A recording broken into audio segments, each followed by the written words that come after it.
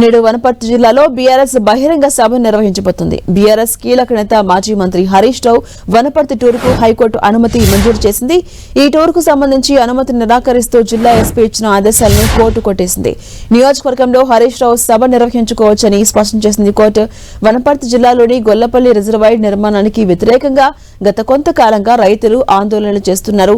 నిర్వాసిత రైతులకు సంఘీభావం తెలిపేందుకు, వారి సమస్యలపై పోరాడేందుకు హరీష్ రావు వనపర్తి వెళ్లాలని నిర్ణయించుకున్నారు. దీనికోసం ముందుగా అనుమతులు తీసుకున్నప్పటికీ చివరి నిమిషంలో శాంతి భద్రతల సమస్య తలెత్తే అవకాశం ఉందంటూ జిల్లా ఎస్పీ ఆ అనుమతులు రద్దు చేశారు. పోలీసుల నిర్ణయాన్ని సవాల్ చేస్తూ హరీష్ రావు హైకోర్టులో పిటిషన్ దాఖలు చేశారు. ప్రజాస్వామ్యంలో నిరసన తెలిపే హక్కును కాల్ రాయడం సరికాదని ఆయన తరపు న్యాయవాదులు వాదించారు. వాదనలు విన్న హైకోర్టు పోలీసుల అభ్యంతరాలను తోసిపుచ్చుతూ సభ నిర్వహణకు అనుమతి ఇచ్చింది. అయితే నిబంధనల ప్రకారం శాంతియుతంగా సభను నిర్వహించుకోవాలని సూచించింది. హైకోర్టు తీర్పుతో బీఆర్ఎస్ శ్రేణులు, గొల్లపల్లి రిజర్వాయర్ పోరాట రైతులు హర్షం వ్యక్తం చేస్తున్నారు. గొల్లపల్లి ధర్నా చౌక్ లో సాయంత్రం బహిరంగ సభ నిర్వహించబోతున్నారు. గొల్లపల్లి చీర్లపల్లి రిజర్వాయర్ నిర్మాణంపై ప్రజాభిప్రాయం తెలుసుకుని వారికి భరోసా కల్పించేందుకు హరీష్ రావు వెళ్లబోతున్నారు.